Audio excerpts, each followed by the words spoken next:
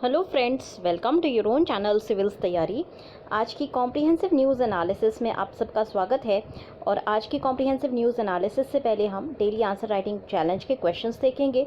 फिर इन क्वेश्चंस को हम न्यूज़ आर्टिकल्स के थ्रू सॉल्व करेंगे।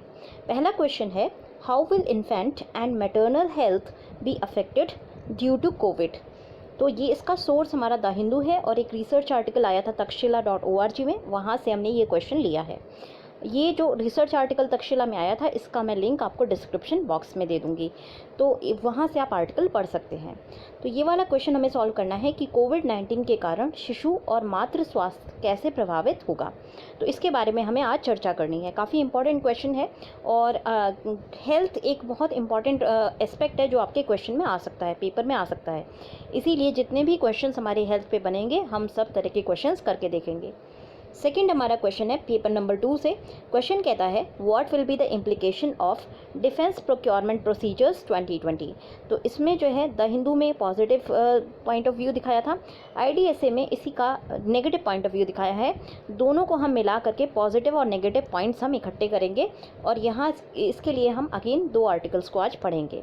तीसरा क्वेश्चन आपका है पेपर नंबर 3 का, how can investments in public health translate into good economic outcomes. Again ये द हिंदू में आज आर्टिकल आया था, वहाँ से हम इसको सॉल्व करेंगे।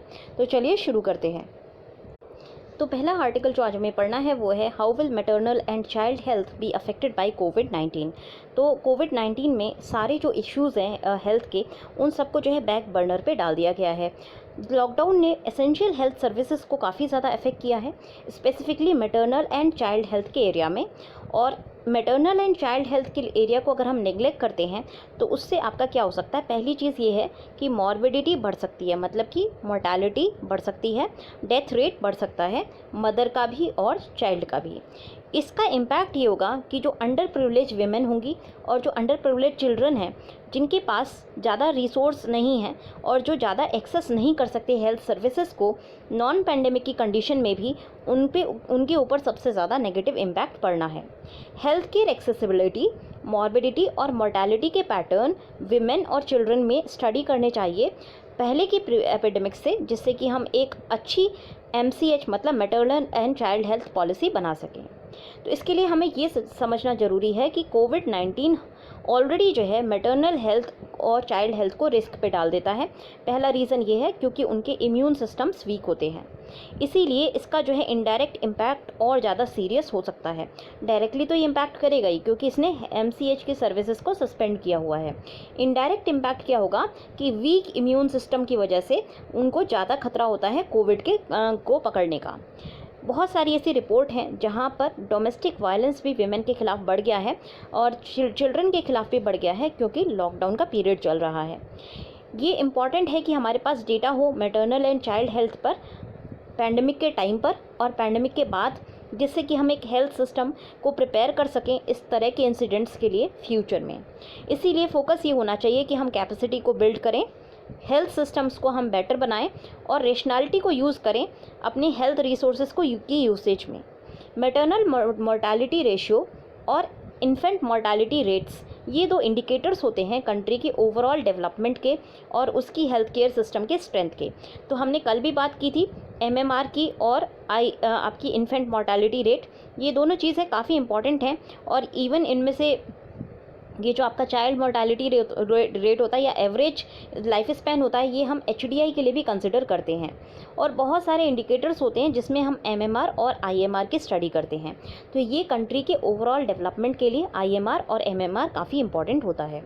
अगर MMR और IMR इंक्रीज़ कर जाता है तो इससे जो है इंडिया की पब्लिक हेल्थ सिस्टम पे और ज़्यादा प्रेशर पड़ेगा कोविड-19 के बाद। इसीलिए ये ज़रूरी है कि हम हेल्थ की एसेंशियल सर्विसेज विमेन और चिल्ड्रन के लिए कंटिन्यू रखें, जिनको अभी हमने फ़िलहाल सस्पेंड किया हुआ है। अब कैसे हम maternal and child health services को एक्सेस कर सकते हैं। पहली चीज़ देखिए, प्रेगनेंसी एक ऐसी कंडीशन होती है जहां पर आपको टाइमली केयर चाहिए। अब ऑलरेडी 50+ डेज़ जो है आपके लॉकडाउन के हो चुके हैं, ऐसे में एक ट्राइमेस्टर से ज़्यादा होने को आ रहा है, तो हर ट्राइमेस्टर में टाइमली केयर चाहिए होती है, अल्ट्रासाउंड्स होने होते हैं, साथ साथ जो है इंजेक्शंस लगते हैं, फिर चेकअप्स होता है। तो ये सारी चीज़ें अभी सस्पेंड हो गई हैं मदर के लिए भी और हेल्दी के बेबी के लिए भी। अगर दोनों लोग हेल्दी रहें तो इसके लिए प्रेगनेंसी की कंडीशन में टाइमली केयर की आवश्यकता होती है। प्रेग्नेंट वीमेन जो कोविड-19 के हॉट स्पॉट्स में रह रही हैं, उनको सबसे ज़्यादा लॉस हुआ है, क्योंकि उनके मूवमेंट्स को सीवियरली रेस्ट्रिक्ट कर दिया गया है। अगर वो नर्सिंग होम्स उनके आसपास भी है तो ट्रांसपोर्टेशन की फैसिलिटी इजीली अवेलेबल नहीं है। उसके अलावा ये एक हाई पॉसिबिलिटी है कि प्रेग्नेंट वीमेन की जो मेंटल हेल्थ है वो ज़्यादा अफेक्ट हो सकती है, क्योंकि काफ़ी ज़्यादा फेक न्यूज़ चल रहे हैं और फियर मॉन्गरिंग हो रही है। तो ऐसे में उनको जो है अपने होने वाले चाइल्ड की हेल्थ को लेकर के बहुत ज़्यादा एंग्जाइटी हो सकती है, तो इसलिए उनकी मेंटल हेल्थ पे भी असर पड़ सकता है। इससे क्या होगा कि प्रेग्नेंट वीमेन एंटीनेटल चेकअप्स नहीं कराने जाएंगी, क्योंकि उनको डर रहेगा। बहुत सारे ऐसे केसेस हुए हैं जहाँ पर नर्सिंग होम्स में कोविड-19 फैला है।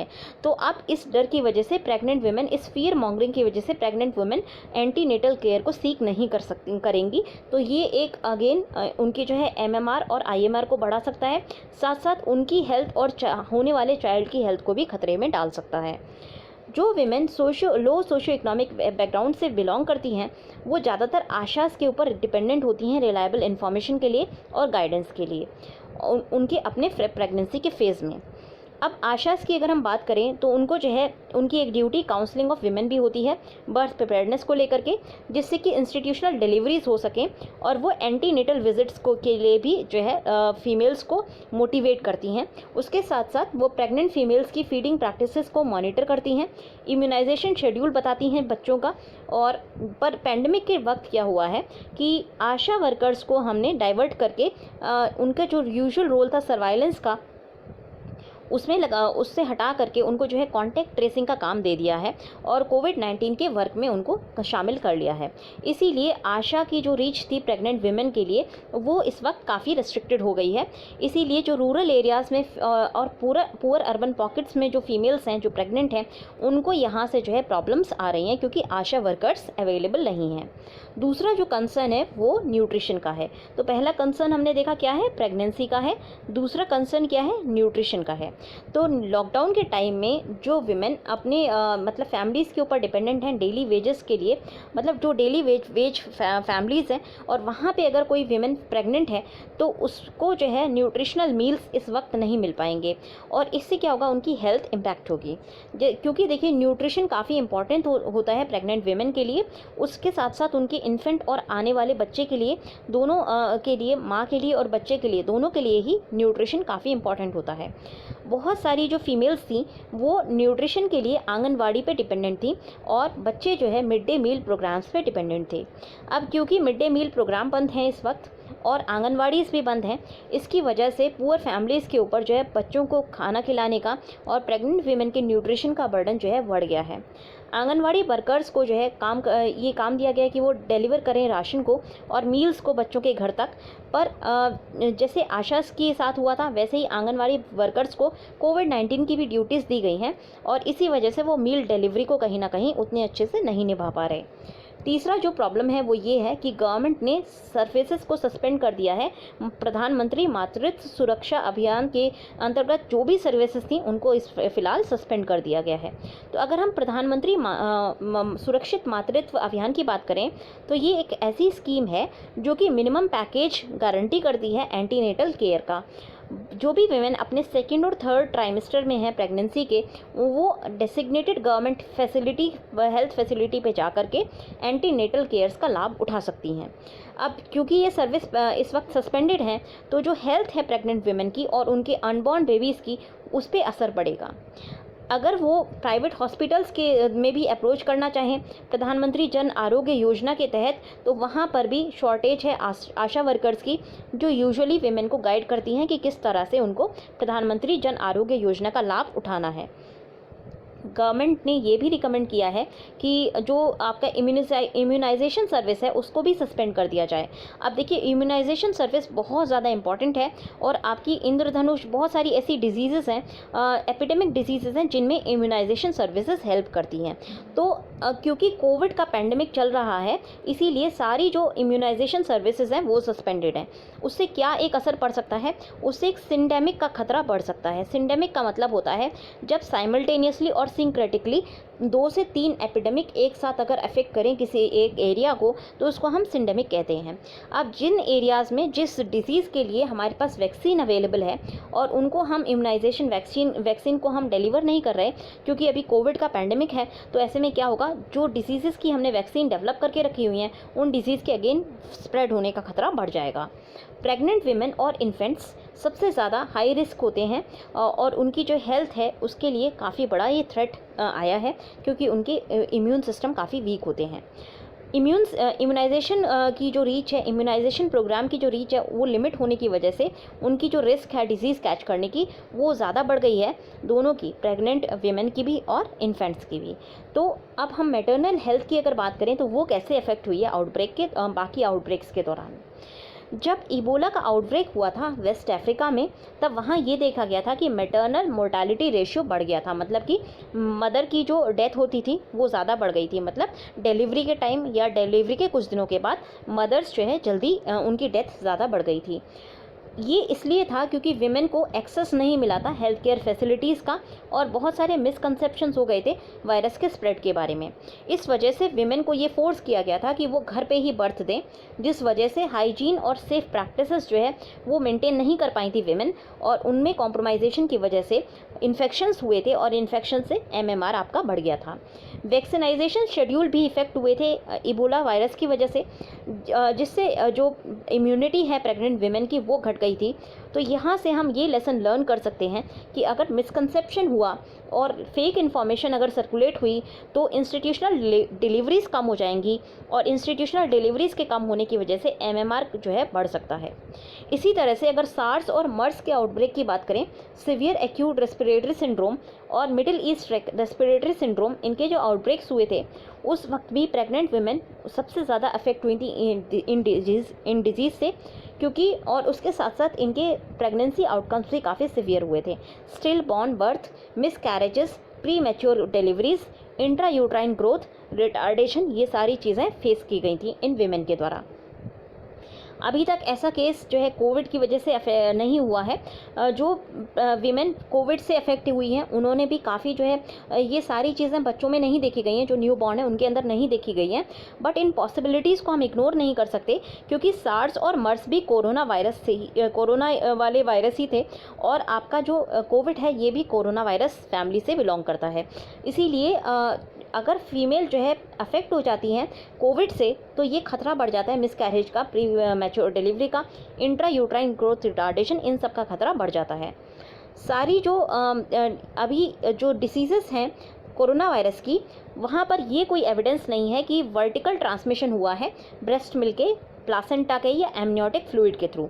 हाउएवर इसकी जो ट्रांसमिशन है डिलीवरी के बाद बढ़ सकता है, इसीलिए पोस्टपार्टम केयर मतलब कि डिलीवरी के बाद काफ़ी जो है केयर करने की ज़रूरत है। तो क्या हम पॉसिबल सॉल्यूशंस हैं क्या इसके, किस तरह से हम एमएमआर और आईएमआर को बढ़ा मतलब ना गिरने दें या किस तरह से हम चाइल्ड मैटरनल हेल्थ सर्विसेज को मेंटेन रखें। तो इसके लिए हम क्या कर सकते हैं। पहली चीज़ ये है कि मैटरनल और चाइल्ड हेल्थ सर्विसेज को हमें कंटिन्यू करना चाहिए, उनको हमें सस्पेंड नहीं करना चाहिए। हमें समझ में आता है कि कोविड-19 एक प्रायोरिटी है, बट हेल्थ रिसोर्स को रैशनली हमें यूज़ करना है जिससे कि बाकी एसेंशियल सर्विसेज हॉल्ट ना हो, बंद ना हो। क्योंकि एक लैक ऑफ एविडेंस है कि कैसे कोविड-19 प्रेगनेंसी को के आउटकम्स को अफेक्ट करेगा, प्रेग्नेंट वीमेन को कॉन्स्टेंटली मॉनिटर करने की ज़रूरत है। प्रेगनेंसी वार्ड्स और कोविड-19 के जो वार्ड्स हैं वो बहुत दूर, एक दूसरे से बहुत दूर लोकेटेड होने चाहिए। अगर ज़रूरत ना हो तो सी सेक्शन की सर्जरी ना हो, और सर्जरी जो है रिस्क ऑफ इन्फेक्शन को बढ़ा देती है, इसीलिए अगर हो सके तो सर्जरी करके चाइल्ड बर्थ ना किया जाए। कोविड-19 अगर कोई पॉजिटिव पेशेंट है और उसने बर्थ दिया है तो बेबी को काफ़ी दूर रखना चाहिए मदर से एटलीस्ट 14 दिन के लिए। उसके साथ साथ उसके सिम्टम्स भी हमें मॉनिटर करने चाहिए। कुछ फाउंडेशंस ने वर्चुअल क्लिनिक्स स्टार्ट किए हैं प्रेग्नेंट विमेन के लिए, जहाँ पे एक जिनेकोलॉजिस्ट काउंसिल करती हैं बर्थ प्रिपेयर्डनेस के लिए और मेडिकल एडवाइस देती हैं जितना उनसे हो सके। स्टेट गवर्नमेंट इस तरह के वर्चुअल क्लिनिक्स के लिए फंड प्रोवाइड कर सकती हैं एनजीओज़ को, जिससे कि इन सर्विसेज को एक्सपैंड किया जा सके, जिससे कि जो बर्डन हेल्थ सिस्टम पे है वो रिड्यूस हो सके। उसके अलावा हम जो है ज़्यादा फ्रंटलाइन वर्कर्स को हायर कर सकते हैं, एग्जिस्टिंग जो वैकेंसीज़ हैं उनको फिल किया जा सकता है, और ये इंश्योर करना है कि सभी हेल्थ वर्कर्स के पास पीपीईज़ हों, जिससे कि अगर उनके पास नहीं है तो उनको डिस्ट्रीब्यूट किया जाना चाहिए, जिससे कि उनको खतरा ना हो। वर्कलोड जो है इवनली डिस्ट्रीब्यूट होना चाहिए, जिससे कि मैटरनल हेल्थ सर्विसेज को भी डिलीवर किया जा सके इफेक्टिवली। रियल टाइम डैशबोर्ड हम जो है डिज़ाइन कर सकते हैं, जिससे कि ये हम पता कर सकें कि कितने फ्रंटलाइन वर्कर्स को डिप्लॉय किया गया है किस एरिया में। आशास को इस तरह से प्रिपेयर करना, आशास को का इस तरह से हमें शेड्यूल प्रिपेयर करना चाहिए, जिससे कि वो सभी प्रेग्नेंट विमेन जो भी उनके एरिया में हैं उनको आइडेंटिफाई करके एक सूटेबल अपॉइंटमेंट टाइम दे सकें, जिससे कि प्रेग्नेंट विमेन की हेल्थ रूरल एरियाज़ में अफेक्ट ना हो। उसके अलावा registered primary health care centres के साथ भी जो आपकी प्रेग्नेंट विमेन हैं उनको जो है सूटेबल अपॉइंटमेंट्स दिए जाने चाहिए, जिससे कि पीएचसीज़ में क्राउडिंग ना हो और सभी जो प्रेग्नेंट विमेन हैं उनको एंटीनेटल केयर मिल सके। अब हम नेक्स्ट आर्टिकल और पढ़ लेते हैं जहाँ पर हेल्थ की बात हुई थी। तो गाइस इसी से रिलेटेड जो आर्टिकल आज द हिंदू में आया है उसका नाम है अ होल इन होल। तो हेल्थ केयर सर्विसेज इनको जो है अलाउ नहीं किया जा रहा पैंडमिक की वजह से, और इसकी वजह से काफ़ी ज़्यादा लॉसेस हो रहे हैं। मैथमेटिकली हम ये कहते हैं कि होल जो है सम ऑफ पार्ट्स के बराबर होता है, न ज़्यादा न कम। बट कोविड-19 के पैंडमिक ने पार्ट्स को जो है एक करके ले लिया और होल को जो है ओवरवेल्म कर दिया है। लॉकडाउन जिसको ओरिजिनली कंसीव किया गया था 15 से 20 दिन के लिए, वो एक एक करके बढ़ता चला गया और ऑलमोस्ट हमारा जो लॉकडाउन है वो 50+ डेज़ अभी तक क्रॉस कर चुका है। ऐसे में ना तो हम सार्स CoV-2 के वायरस को कंट्रोल कर पाए हैं और ना ही हम जो है बाकी हेल्थ केयर सिस्टम को मैनेज कर पाए हैं। जैसे जैसे दिन गए वैसे वैसे फेज़ टू फेज़ आपका लॉकडाउन मूव हुआ और उससे हमारी जो जनरल हेल्थ केयर है वो पैरालाइज हो गई है। जो भी हमारा हेल्थ केयर रिसोर्स बचा हुआ था उसको जो है पूरी तरह से चैनल किया गया कोविड-19 के एफर्ट की तरफ, और इसकी वजह से normal health care services suspended हो गई हैं पिछले 2 महीने से। स्टाफ जो कि बहुत सारे नेशनल हेल्थ प्रोग्राम्स को चला रहे थे और स्टेट हेल्थ प्रोग्रामेशंस को चला रहे थे, उनको उसके अलावा जो स्टाफ हेल्थ केयर वर्कर्स जो कि टर्शरी हॉस्पिटल्स में काम कर रहे थे, उसके अलावा सेकेंडरी और प्राइमरी में जो भी काम कर रहे थे, उन सबको डाइवर्ट करके पब्लिक हेल्थ एफर्ट्स में यूज़ किया जा रहा है कोविड-19 की बैटल को विन करने के लिए। अब जैसे एपिडेमिक अभी तक कंटिन्यू कर रहा है, थाउजेंड्स जो है लोग पॉजिटिव टेस्ट हो रहे हैं, रोज़ संख्या हज़ारों में बढ़ती है। नंबर जो केसेस हैं वो 1 लाख का मार्क क्रॉस कर चुके हैं। लॉकडाउन पार्शियली काफ़ी जगह लिफ्ट हो गया है और वहाँ पर थोड़ा सा नॉर्मलेंसी सी वापस आई है, पर कंडीशनल जो मूवमेंट है लोगों का वो अलाउ कर दिया गया है और पॉजिटिव केसेस एक जगह से दूसरी जगह अब फैल रहे हैं। पर टाइम ये है कि अब कंट्री को एक कहीं ना कहीं काउंटर बैलेंसिंग का एक मेजर अपनाना होगा। जैसे हम एक टाइट रोप वॉक करते हैं, तो आपने रोप वॉक करते हुए देखा होगा कि एक जो भी रोप वॉकर होता है वो एक डंडी को लेके बहुत सटली मैनेज करता है और चलता है। इसी तरह से अगर हम कंट्री की बात करें तो कंट्री को एक टाइट रोप वॉक करनी है, जहाँ पे सब तरह की जो हेल्थ केयर फैसिलिटीज़ हैं उनको अच्छे से मैनेज करना होगा। हेल्थ केयर सर्विसेज अपने आप में बैकफुट पे आ गई हैं नॉन कोविड कंडीशंस के लिए, और इमरजेंसी को छोड़ के बाकी कोई भी जनरल हेल्थ केयर सर्विसेज अभी अवेलेबल नहीं है ज़्यादातर पॉपुलेशन के लिए। और अभी जो रीसेंट डेटा लिया गया था नेशनल हेल्थ मिशन का, वो ये पॉइंट आउट करता है कि नॉर्मल जो कवरेज एरियाज़ होते हैं, जैसे कि इम्यूनाइजेशन हो गया, इंस्टीट्यूशनल डिलीवरीज हो गई, या फिर इनमें डिले है, या फिर डिलीवरी जो लाइफ सेविंग ड्रग्स की है वो थोड़ा सा डिले या फेल हो चुकी है HIV के लोगों के लिए, ट्यूबरक्लोसिस के लोगों के लिए। उसके अलावा क्रॉनिक कंडीशंस के लिए भी जो हेल्थ केयर सिस्टम है वो सपोर्ट नहीं कर पा रहा है। जो आपका प्राइवेट हेल्थ केयर सिस्टम था उसको रोबस्ट माना जाता था और वो एक पर्टिकुलर सेक्शन की नीड्स को केटर करता था। इस वक्त प्राइवेट हेल्थ केयर सिस्टम ने भी बैकसीट ले रखी है या फिर केवल सपोर्टिव रोल वो प्ले कर रहा है। फिनेंस मिनिस्टर का जो अनाउंसमेंट था उसमें हेल्थ केयर एलोकेशंस को थोड़ा सा हिस्सा दिया गया है 20 लाख के पैकेज में, बट ये जो है मनी ये काफ़ी कम है और रिक्वायरमेंट काफ़ी ज़्यादा है। तो रिक्वायरमेंट हमें जो हमारा पंपिंग है हेल्थ केयर में वो बढ़ानी होगी। लाइफ जो कोविड-19 के बाद होगी वो पहले जैसी नहीं रह जाएगी और शायद वर्स ही होगी।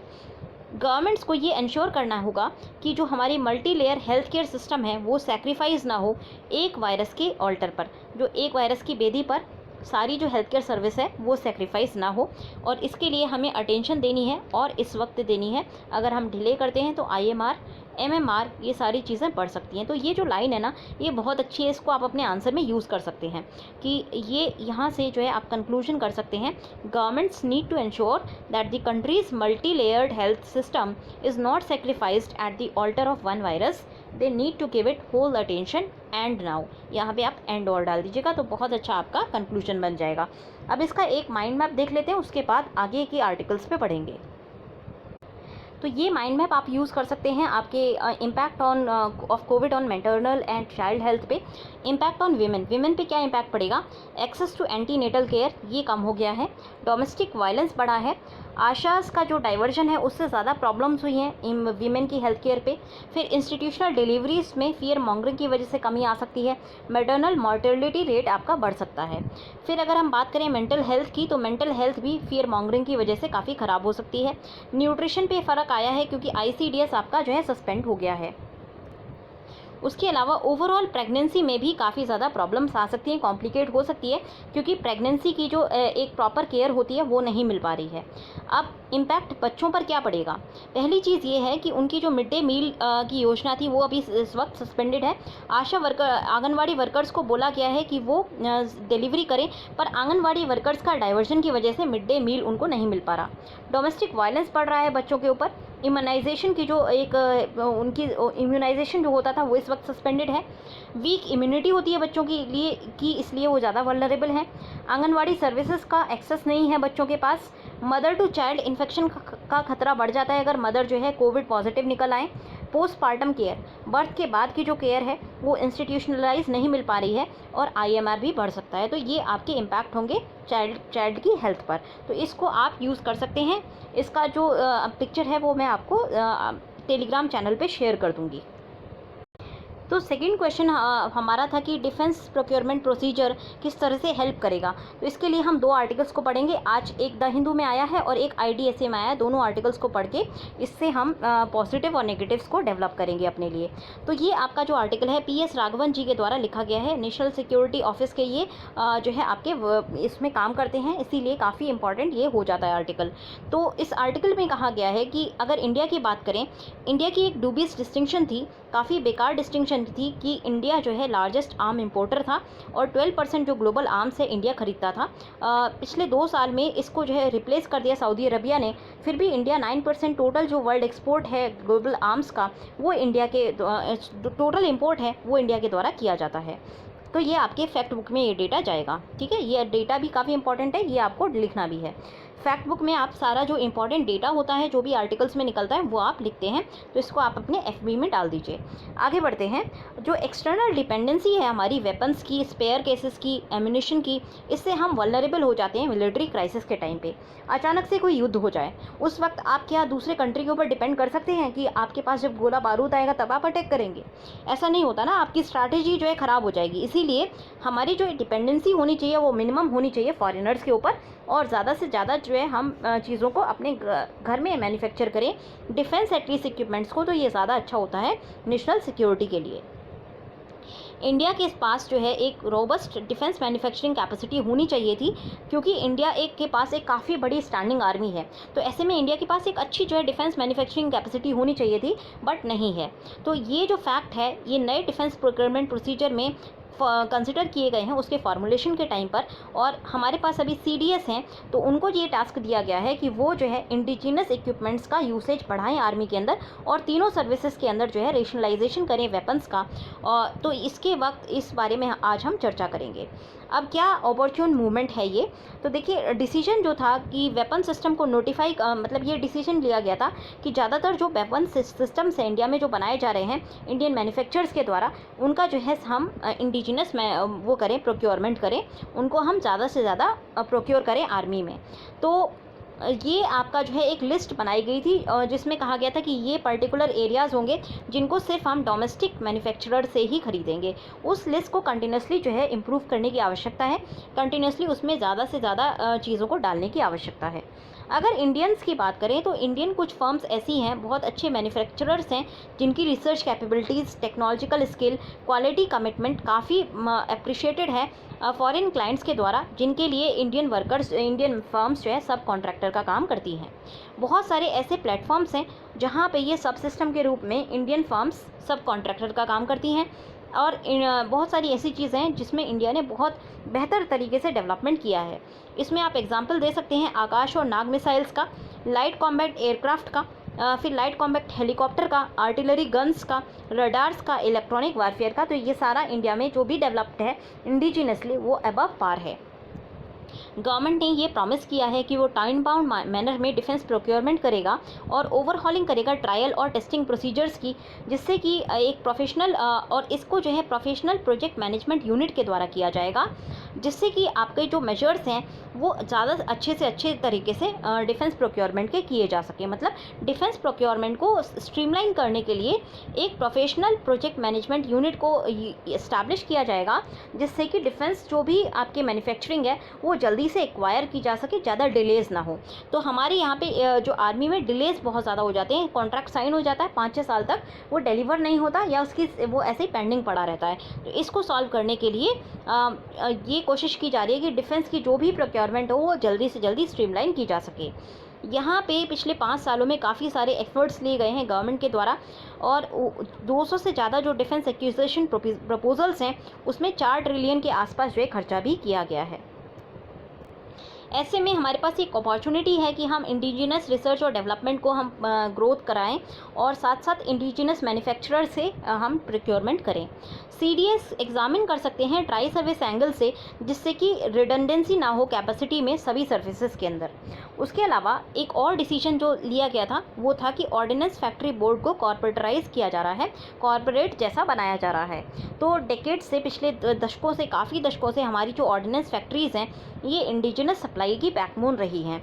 ये वेपन सिस्टम से लेकर के स्पेयर पार्ट बनाती हैं, एम्यूनिशन बनाती हैं, ऑक्सिलरीज बनाती हैं, जैसे कि यूनिफॉर्म हो गई, बूट्स हो गई, और इनका जो स्ट्रक्चर और वर्क कल्चर है वो उसको जो है काफ़ी रिस्पॉन्सिव बनाना चाहिए टेक्नोलॉजी और क्वालिटी डिमांड के हिसाब से, मॉडर्न आर्म फोर्सेस की नीड्स के हिसाब से। कॉर्पोरेट बनाने से क्या होगा कि पब्लिक लिस्टिंग हो पाएगी ऑर्डिनेंस फैक्ट्री के कुछ यूनिट्स की, जिससे एफिशिएंसी आएगी और मैन्युफैक्चरिंग और डिज़ाइन में भी बेहतर, एंड यूसेज के अलावा मैन्युफैक्चरिंग, डिज़ाइन, ये सारी चीज़ें बेहतर हो पाएंगी। फैक्ट्रीज़ को बेटर इंटीग्रेट किया जा सकेगा डिफेंस मैन्युफैक्चरिंग इकोसिस्टम के साथ, इसीलिए ऑर्डिनेंस बोर्ड का जो कॉर्पोरेट करने का जो डिसीजन है वो काफ़ी अच्छा है। गवर्नमेंट सप्लाईज़ को गवर्नमेंट ने राइटली क्लैरिफाई किया है कि सेल्फ रिलायंस का मतलब ये नहीं है कि हम एक्सट्रीम तक जाएंगे और जिन चीज़ों की में इंडिया की कैपेसिटी नहीं है उनको भी हम जो है परचेज़ करेंगे।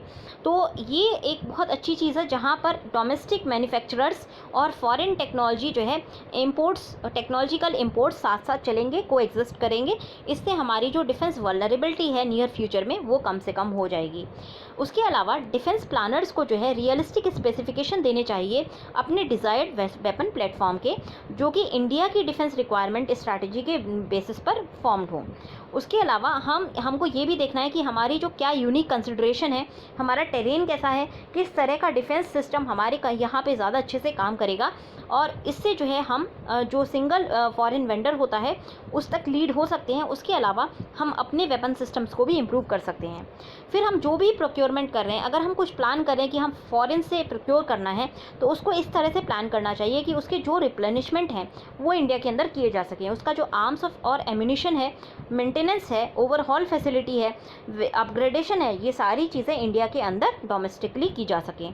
एफडीआई तो एक पहला जो डिसीजन है वो ऑर्डिनेंस बोर्ड को जो है कॉर्पोरेटराइज करने का डिसीजन है, और दूसरा आपका जो डिसीजन है वो 74% तक डायरेक्ट एफडीआई रूट से डिफेंस में इन्वेस्टमेंट किया जा सकेगा। तो ये एक बहुत लंबी डिमांड थी डिफेंस मैन्युफैक्चरर्स की कि आप जो है एफडीआई की लिमिट डिफेंस सेक्टर में बढ़ाइए।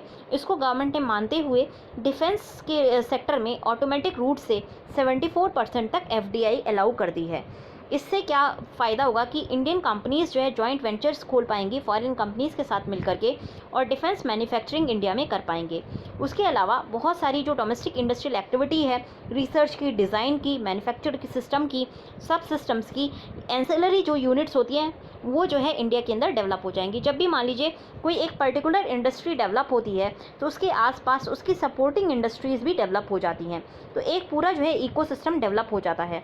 फॉर एग्जांपल अगर आप टाटा स्टील प्लांट की बात करें तो टाटा स्टील प्लांट के आसपास बहुत सारे और एंसिलरी यूनिट्स हैं जो टाटा को जो है रॉ मटेरियल वगैरह या सपोर्ट वगैरह प्रोवाइड करेंगे। इसी तरह से अगर हम इंडिया के अंदर डिफेंस मैन्युफैक्चरिंग करते हैं तो उनकी जो एंसिलरी यूनिट्स हो गई, आर्म्स और एम्यूनिशन की हो गई, मेंटेनेंस की यूनिट्स हो गई, फिर आपकी जो है ओवरहॉल की यूनिट्स हो गई, फिर अपग्रेडिंग वाली जो यूनिट्स हो गई, ये सारी जो है डेवलप हो जाएंगी। इससे हमारे यहाँ पे डिफेंस इंफ्रास्ट्रक्चर और डिफेंस इकोसिस्टम डेवलप होगा, जिससे कि न केवल हम इंडिया की रिक्वायरमेंट्स को मीट कर पाएंगे बल्कि एक्सपोर्ट भी कर पाएंगे। तो इसके लिए हमें क्या करना होगा कि हमें एक लॉन्ग टर्म का पर्सपेक्टिव प्लान बनाना होगा, जिसमें न केवल हम जो है रिक्वायरमेंट्स को देख पाएँ फ्यूचर की अपने आर्म फोर्सेस की, उसके अलावा हम ये भी देख पाएँ कि हमारी जो पॉलिसीज़ हों उसके अंदर फॉरवर्ड लुकिंग अप्रोच होनी चाहिए, स्ट्रैटेजिक पार्टनरशिप होनी चाहिए इंडियन और फॉरेन कंपनीज़ के बीच में, जिससे कि हम इंडिजिनाइजेशन कर सकें एक लॉन्गर टाइम पीरियड में। उसके अलावा हम जो है सोफिस्टिकेटेड प्लेटफॉर्म्स को भी डेवलप कर सकें। कॉस्ट इवैल्यूएशन को हमें इस तरह से इवॉल्व करना होगा कि हमारा जो L1 है, लोएस्ट जो बिडर है, उसको प्रायोरिटी ना दे करके हम इंडिजीनियस जो है कंटेंट को प्रायोरिटी दें। उसके अलावा हम इंडिजिनाइजेशन की डेफिनेशन को भी हमें चेंज करना होगा। इंडिजिनाइजेशन का मतलब ये नहीं है कि आप वैल्यू मतलब आप वॉल्यूम बढ़ा दें। ज़्यादा से ज़्यादा अगर आप कारतूस बेच रहे हैं और कहें कि हमने इंडियन मैन्युफैक्चर से ये लिया है तो उसका फ़ायदा कुछ नहीं है, क्योंकि आपने जो है टेक्नोलॉजी को प्रिविलेज नहीं दी है। तो हमें जो है प्रिविलेज इंडिजिनाइजेशन में टेक्नोलॉजी को देनी है, वैल्यू को प्रिविलेज देनी है, वॉल्यूम को प्रिविलेज नहीं देनी है। इन्वेस्टमेंट अगर चाहे वो इंडियन हो या फॉरेन हो, वो तभी वायबल हो सकता है जब हमारी जो डिफेंस पॉलिसी ऐसी हो जहां से हम डिफेंस को एक्सपोर्ट भी कर पाएँ। सिर्फ इंडिया अगर एक सिंगल आपका जो है बायर हो गया तो मोनोपोली वाली जो है कंडीशन आ जाती है। मोनोपोली की कंडीशन होती है जब वहाँ पे सिंगल बायर होता है और मल्टीपल सेलर्स होते हैं। ऐसे में मल्टीपल सेलर्स को जो भी बायर है उसकी रिक्वायरमेंट से को मीट करना होता है और बायर के ऊपर सारा डिपेंडेंसी हो जाती है। तो ये जो है काफ़ी वायबल सॉल्यूशन नहीं होती मल्टीपल सेलर्स के लिए। इसीलिए सेलर्स ये एक्सपेक्ट करेंगे कि अगर हम डिफेंस का इकोसिस्टम डेवलप कर रहे हैं तो वो केवल इंडिजिनस जो है कंजम्पशन के लिए ना हो, उसमें हमें डिफेंस एक्सपोर्ट को भी बढ़ावा देना होगा और इसके लिए हमें एक ट्रांसपेरेंट पॉलिसी लानी होगी। प्राइवेट इंडस्ट्री को भी हमें एक लेवल प्लेइंग फील्ड देना होगा डिफेंस टेक्नोलॉजी के डेवलपमेंट के लिए, और इसमें हमें जो कॉन्फ्लिक्ट ऑफ इंटरेस्ट आ जाता है डीआरडीओ के साथ, उसको काफ़ी मैनेज करना होगा। क्योंकि देखिए डीआरडीओ न केवल डिफेंस मैन्युफैक्चरर है इंडिया का, बल्कि जो है गवर्नमेंट का सोल एडवाइज़र भी है, डेवलपर भी है, इवेल्युएटर भी है, और टेक्नोलॉजी का जो है वो टेक्नोलॉजी को टेस्ट भी करता है। तो यहाँ पे जो है कॉन्फ्लिक्ट ऑफ इंटरेस्ट आ जाएगा, क्योंकि उसके कॉम्पिटिटर ही टेक्नोलॉजी को क्रिएट कर रहे हैं। अब उस टेक्नोलॉजी को अगर डीआरडीओ टेस्ट करेगा तो ऑब्वियस सी बात है कि डीआरडीओ को स्ट्रैटेजिक एडवांटेज मिल जाता है और यहाँ पे कॉन्फ्लिक्ट ऑफ इंटरेस्ट क्रिएट होता है। तो इसको भी हमें सॉल्व करना होगा एक ट्रांसपेरेंट मैनर में, तभी हम जो है रीसेट कर पाएंगे और सभी अपने डिफेंस मैन्युफैक्चरिंग को एक अच्छे तरीके से रीसेट करके हम मैन्युफैक्चरिंग इंडिया के अंदर कर पाएंगे। कभी कभी क्राइसिस जो है हमारे माइंडसेट को चेंज कर देता है, और ये एक अच्छा मौका है जब हम अपने क्राइसिस को यूज़ करके माइंडसेट चेंज करके डिफेंस मैन्युफैक्चरिंग की तरफ एक आगे कदम बढ़ाएं। तो जो IDSA वाला आर्टिकल है वो भी जल्दी से देख लेते हैं एक बार। IDSA का आर्टिकल कहता है कि जो 2 स्टेप्स लिए गए हैं, पहला स्टेप है कॉर्पोरेटाइजेशन कर रहे हैं हम ऑर्डिनेंस फैक्ट्री बोर्ड का, और दूसरा है कि हम FDI की लिमिट को रेज़ कर रहे हैं। तो इससे क्या फ़र्क पड़ेगा? पहला जो अगर आप बात करें पहले वाले सेक्टर की, तो वहाँ जहाँ पे हम ऑर्डिनेंस फैक्ट्री बोर्ड की 41 यूनिट्स को कॉर्पोरेटाइज करने की बात कर रहे हैं, तो ये क्लियर नहीं है कि उनको एक मेगा कॉर्पोरेशन में कन्वर्ट किया जाएगा या फिर उनको सीरियल क्लस्टर्स में, सेवरल क्लस्टर्स में जो है कॉर्पोरेटाइज किया जाएगा। बट ये सर्टेन है कि कॉर्पोरेटाइजेशन अकेला सफिशिएंट नहीं है, और ये जो है इससे बहुत ज़्यादा अच्छे रिजल्ट्स नहीं आएंगे। अगर डिसीजन लेते हैं हम कॉर्पोरेटाइज करने का ऑर्डिनेंस फैक्ट्री बोर्ड को, तो इसके लिए हमें बहुत सारे इश्यूज़ को मैनेज करना होगा। पहला जो इशू है वो ये है कि एंग्जाइटी हो जाएगी वर्कफोर्स को और ऑफिसर्स को। उसके अलावा जो एग्जिस्टिंग सिस्टम में बजटरी सपोर्ट है OFB के वर्किंग कैपिटल का, वो एक तरह से वैनिश कर जाएगा, और उसके अलावा बोर्ड की जो ओवरऑल फाइनेंशियल मैनेजमेंट है वो जो है चैलेंज हो जाएगा, जिससे जो है लीगल प्रॉब्लम्स भी आ सकती हैं। उसके दूसरी जो प्रॉब्लम यहाँ पे आएगी वो ये है कि मिनिस्ट्री ऑफ डिफेंस जो है इसको डायरेक्टली मैनेज करता है। तो अब कॉर्पोरेट को मिनिस्ट्री ऑफ डिफेंस मैनेज कर पाएगा कि नहीं, ये दूसरा क्वेश्चन है जो हमें आंसर करना है इसको कॉर्पोरेटाइज करते वक्त। दूसरा जो एक रिफॉर्म किया गया है वो ये है कि एफडीआई का जो कैप है वो 74% तक कर दिया गया है ऑटोमेटिक रूट के थ्रू। पर ये कितना अट्रैक्टिव होगा फाइनेंशियली, तो ये जो है इंडिया की जो मिलिट्री इंडस्ट्रियल कॉम्प्लेक्स है उस पर डिपेंड करेगा कि किस तरह की वो कंडीशंस लेकर के आते हैं जिससे कि लिबरलाइजेशन में बेहतर इम्प्रूवमेंट हो सके। तो ये देखिए इस वक्त ये नोन नहीं है कि कंपनीज विलिंग होंगी कि नहीं 74% तक इंडिया के अंदर एफडीआई करने के लिए। उसके अलावा ये भी क्लियर नहीं है कि companies foreign companies Indian companies के साथ मिलकर के जॉइंट वेंचर्स खोलना चाहेंगी और टेक्नोलॉजी ट्रांसफ़र करना चाहेंगी या नहीं। तो ये एक बड़ा क्वेश्चन सामने खड़ा होता है। इसी तरह से अगर हम बात करें कि प्रोजेक्ट के रिक्वायरमेंट की और मिनिस्ट्री ऑफ डिफेंस के एलोकेशन की, तो देखिए जो कमिटेड लाइबिलिटीज़ हैं मिनिस्ट्री ऑफ डिफेंस की वो काफ़ी बढ़ जा रही हैं। ऐसे में बहुत ज़्यादा फंडिंग इस साल तो है नहीं, तो इस ऐसे में जो सिचुएशन है फाइनेंशियली वो बहुत ज़्यादा प्रॉमिसिंग नहीं है फॉरेन इन्वेस्टर के लिए। तो फॉरेन इन्वेस्टर जो है 74% लिमिट होने के बावजूद भी इंडिया के अंदर आकर के इन्वेस्टमेंट करना चाहेगा या नहीं, ये एक बड़ा क्वेश्चन है। तो ये चीज़ें हम जो है यहाँ से ले करके और अपने आंसर को अच्छे से कुछ जो कंक्लूजन है उससे जस्ट पहले ये चीज़ें और डाल सकते हैं जिससे कि हमारा आंसर और ज़्यादा अच्छा हो सके। नेक्स्ट जो क्वेश्चन है हमें यहाँ से सॉल्व करना है, how public health boost an economy. तो ये काफ़ी अच्छा आज आर्टिकल आया है द हिंदू में और ये 7th वाले पेज पे आया है, तो आप इसको एक बार ज़रूर पढ़ लीजिएगा। तो ये बहुत अच्छी एक आर्टिकल की लाइन है जहाँ से आप शुरुआत कर सकते हैं अपने आंसर की। When public health sneezes economy catches a cold. जब भी पब्लिक हेल्थ में कोई प्रॉब्लम आती है इकोनॉमी में अपने आप ही ज़्यादा प्रॉब्लम्स क्रिएट हो जाती हैं। अब पोस्ट कोविड-19 की अगर आप बात करेंगे तो ग्लोबल इकोनॉमी के जो सिनेरियो है वो काफ़ी ज़्यादा ख़राब है, पब्लिक हेल्थ इमरजेंसी है। ऐसे में आईएमएफ का ये कहना है कि ग्रेट डिप्रेशन के बाद इतना बड़ा जो इकोनॉमिक क्राइसिस है पहले नहीं आया। तो ये बात कहीं ना कहीं सत्यार्थ होती हुई नज़र आ रही है कि जब भी पब्लिक हेल्थ इमरजेंसी आती है, जब भी पब्लिक हेल्थ में प्रॉब्लम आती है इकोनॉमी में उससे भयंकर प्रॉब्लम हो जाती है। अब ऐसे में अगर हम बात करें इन्वेस्टमेंट की पब्लिक हेल्थ में तो उससे क्या इम्पैक्ट पड़ने वाला है। हमारा जो 20 लाख करोड़ का पैकेज अभी रिसेंटली अनाउंस हुआ था उसमें कहीं ना कहीं उसमें ज़्यादा मेजर्स नहीं थे कि हम फ्यूचर के पैंडेमिक को रोक पाएँ। यहाँ पे हमने जो बात की कि हमें पब्लिक हेल्थ को स्ट्रेंथन करना चाहिए, वेलनेस सेंटर्स बनाने चाहिए, इन्फेक्शियस डिजीज़ हॉस्पिटल्स के जो है ब्लॉक बनाने होंगे, इन्फेक्शियस डिजीज़ के हॉस्पिटल में ब्लॉक बनाने होंगे हर डिस्ट्रिक्ट्स में, लेबोरेटरीज़ का जो है हमें एक्सपेंशन करना होगा, वन हेल्थ में रिसर्च करनी होगी, जूनोटिक डिजीज़ को भी रिसर्च करना होगा और आईसीएमआर के अंदर में इन सब चीज़ों को लाना होगा, रिसर्च को इसको लाना होगा। अभी ये देखिए ये एक लिमिटेड रिस्पॉन्स है इन्फेक्शियस डिजीज़ के आउटब्रेक को लेकर के। हमें जो है ज़्यादा इक्विटेबल सिस्टम्स को डेवलप करना है।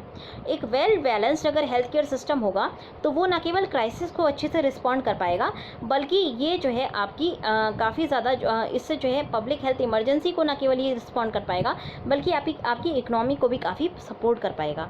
वीक अगर एक हेल्थ सिस्टम होता है तो वो स्टडी स्टेट में तो काम कर लेता है, बट एकदम से अगर उसमें कोई इमरजेंसी आ जाए या कोई प्रॉब्लम आ जाए तो जो है वो पूरी तरह से शटर हो जाता है। कोविड-19 के रिस्पांस के वक्त भी हमारी जो अटेंशन है वो मैटरनल और चाइल्ड हेल्थ केयर से दूर चली गई है और हम इन्फेक्शियस डिजीज़ की केयर के चक्कर में बाकी जो एसेंशियल सर्विसेज हैं उनकी केयर नहीं कर पा रहे हैं। इसीलिए जो अच्छा सॉल्यूशन होगा वो ये होगा कि हम जो है एडिक्वेट इन्वेस्टमेंट करें पब्लिक हेल्थ केयर सिस्टम को डेवलप करने में, जिससे कि कभी भी कोई पब्लिक हेल्थ इमरजेंसी हो तो हमारा जो पब्लिक हेल्थ केयर सिस्टम है वो उसको जो है ओवरकम कर सके और जो भी यूनिवर्सल हेल्थ कवरेज है उसके टारगेट को मीट कर सके, साथ साथ सस्टेनेबल डेवलपमेंट गोल के टारगेट्स को भी वो मीट कर सके। इससे म्यूचुअली बेनिफिशियल सिनर्जीज क्रिएट होंगी हेल्थ और इकोनॉमी के बीच में।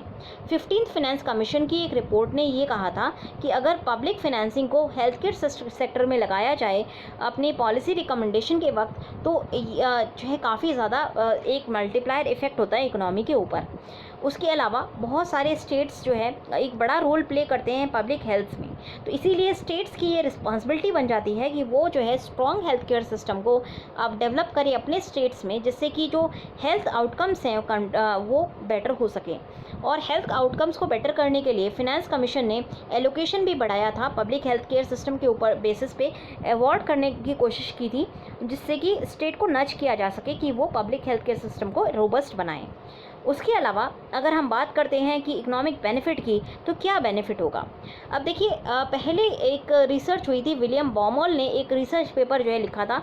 उन्होंने हेल्थ केयर में जो पब्लिक इन्वेस्टमेंट होता है उसको कॉस्ट बोला था, उसको ये कॉस्ट डिजीज़ बोली थी, जहाँ पर उन्होंने कहा था कि काफ़ी ज़्यादा जो है हेल्थ केयर सिस्टम में इन कॉस्ट बहुत ज़्यादा बढ़ जाती है और बेनिफिट बहुत कम होता है, इकोनॉमिक ग्रोथ में ये अपना काम नहीं देता। तो विलियम बॉमोल का ये जो पेपर है, हो सकता है ये इंडस्ट्रियलाइज कंट्रीज़ के लिए सही हो, जहाँ पे जो है यूनिवर्सल हेल्थ कवरेज के एब्सेंस में भी हेल्थ आउटकम्स अच्छे हो सकते हैं, बट इंडिया जैसी कंट्रीज़ के लिए ये जो है सही नहीं बैठता। पब्लिक हेल्थ जो है एक हिडन वे में इकोनॉमिक को जो है इम्प्रूव करता है, और जो भी पब्लिक हेल्थ की सर्विसेज हैं वो काफ़ी ज़्यादा, उसको जो है वो बहुत ज़्यादा वैल्यूएबल हैं, और उनको हम कॉस्ट डिसीज़ के कह करके डिसमिस नहीं कर सकते। अगर हम पॉपुलेशन बेस्ड पब्लिक हेल्थ और individual centred health care system को जॉइंटली अकाउंट करें ह्यूमन डेवलपमेंट में, तो ये काफ़ी ज़्यादा रिटर्न्स देते हैं इकोनॉमिक डेवलपमेंट में, अगर इनको अच्छे से इन्वेस्ट किया जाए। एविडेंस बैक्ड प्रपोजिशन ये बताता है कि पॉपुलेशन हेल्थ और नेशनल इकोनॉमिक ग्रोथ दोनों जो है उनके बीच में एक कोरिलेशन है और पॉजिटिव कोरिलेशन है। जिस तरह से पॉवर्टी जो है इल हेल्थ से पॉवर्टी बढ़ती है और पॉवर्टी से इल हेल्थ बढ़ती है, उसी तरह से बेटर हेल्थ से जो है आपका इकोनॉमी जो है ग्रो होती है, और इकोनॉमी के ग्रो होने से हेल्थ के आउटकम्स जो है इम्प्रूव होते हैं। तो ये दोनों एक दूसरे को फीड करते हैं। अगर हम बात करें पब्लिक हेल्थ की, तो पब्लिक हेल्थ केयर का जो सिस्टम है, प्राइमरी सिस्टम है, वो ज़्यादातर कंट्रीज़ ने उसको डिसमिस कर दिया है, और उसी का खामियाजा उनको आज पैंडमिक के वक्त भुगतना पड़ रहा है, जहाँ पे हेल्थ केयर फैसिलिटीज़ पूरी तरह से ओवरवेल्म हो गई हैं, और गवर्नमेंट्स को ये नहीं समझ में आ रहा कि वो पब्लिक हेल्थ इमरजेंसी को डील कैसे करें। तो एक रोबस्ट एविडेंस है कोरिलेशन की, जहाँ पर पब्लिक हेल्थ इकोनॉमी को जो है सपोर्ट करता है। तो ये जो कोरिलेशन है, ये WHO की कमीशन ने एक रिपोर्ट दी थी, मैक्रो इकोनॉमिक्स एंड हेल्थ, वहाँ से कोरिलेशन आता है। ये रिपोर्ट 2001 में पब्लिश की गई थी WHO के द्वारा। उसके अलावा एक और रिपोर्ट आई थी, इन्वेस्टिंग इन हेल्थ, जो कि 1993 और 2013 10 सालों में ये पब्लिश की गई थी। इन दोनों रिपोर्ट्स ने ये कहा था कि अगर इन्वेस्टमेंट किया जाएगा पब्लिक हेल्थ में तो उसके रिच रिटर्न्स मिलते हैं इकोनॉमिक ग्रोथ के रूप में। और 2013 की रिपोर्ट ने ये कहा था कि लो और मिडिल इनकम कंट्रीज़ के पास 9 से 20 गुना जो है उनको जो है इन्वेस्टमेंट वापस मिल जाएगा अगर वो हेल्थ में इन्वेस्ट करें। तो मतलब कि मल्टीप्लायर इफेक्ट 9 से 20 टाइम्स तक होता है पब्लिक हेल्थ का इकोनॉमी के ऊपर। तो ये दो रिपोर्ट्स ने ये चीज़ अच्छे से एविडेंस के बेसिस पर प्रूव की थी।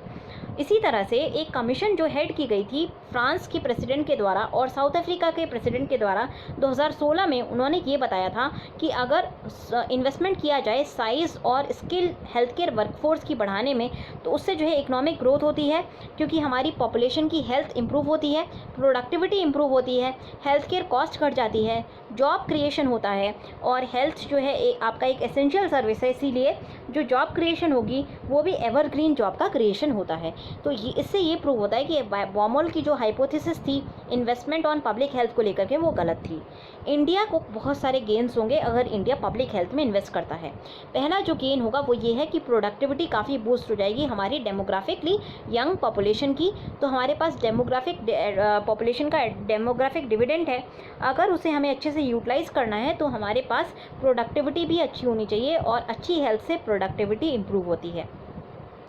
दूसरी चीज़ एजुकेशन और स्किलिंग जो है, अगर हम हेल्थ में करते हैं तो उससे न केवल जो है अनएम्प्लॉयमेंट की समस्या कम होगी, बल्कि हमारी जो है डिमांड भी बढ़ेगी और इकोनॉमी को जो है पॉजिटिव प्रोपल्शन इफेक्ट मिलेगा।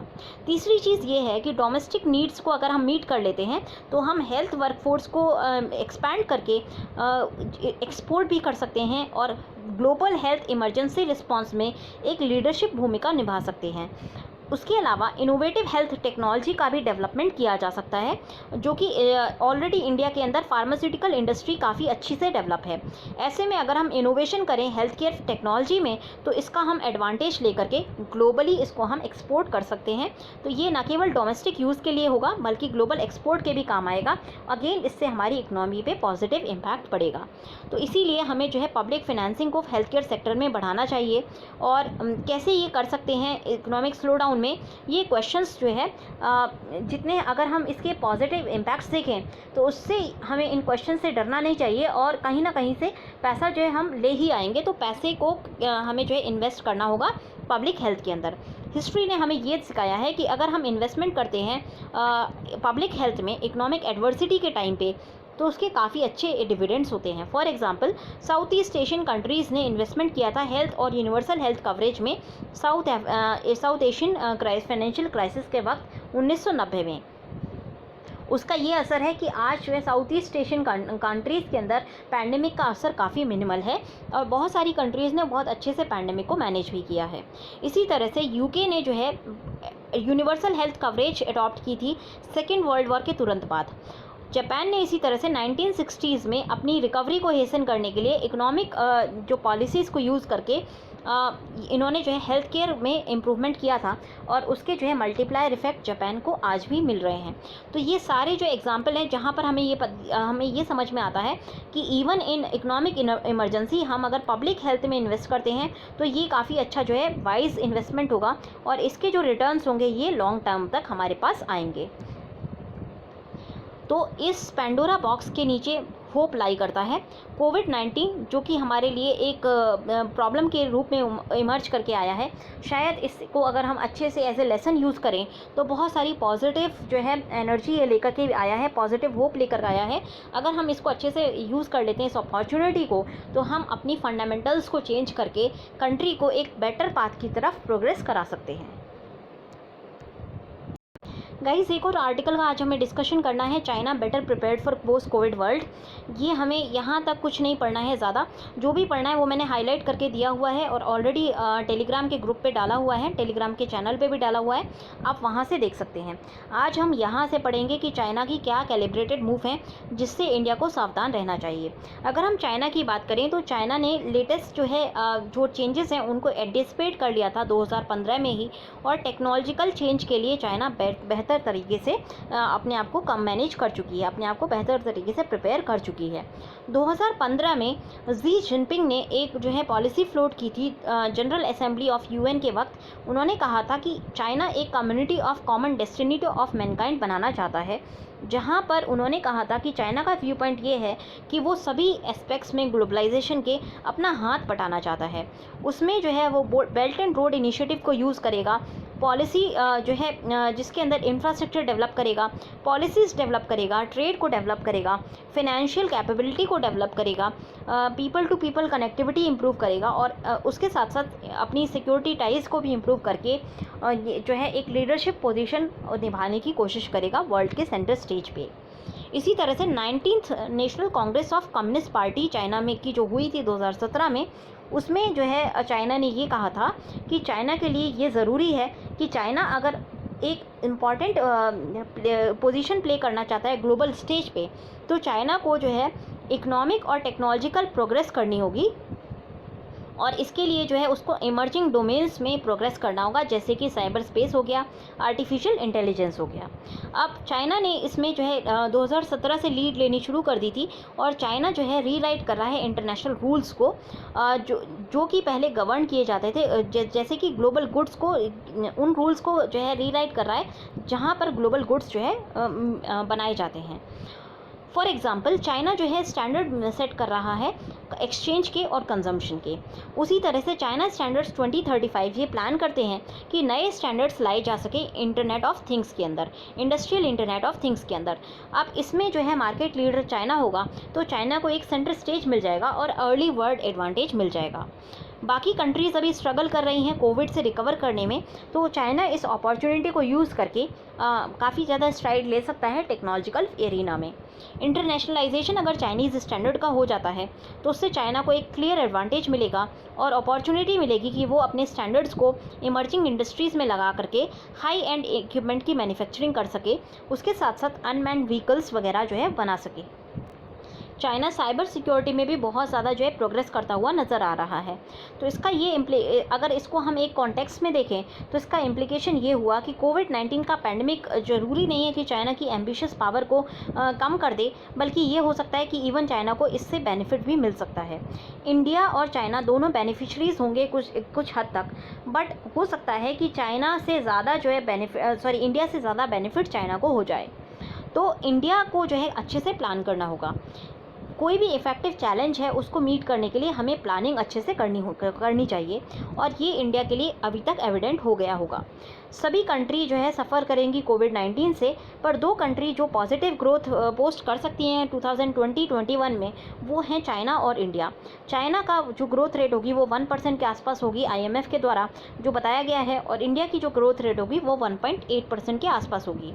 अब अगर आप इंडिया की ग्रोथ रेट 1.8% को चाइना की 1% से कंपेयर करें तो साइज़ वाइज चाइना का 1% इंडिया के 1.8% से काफ़ी ज़्यादा है।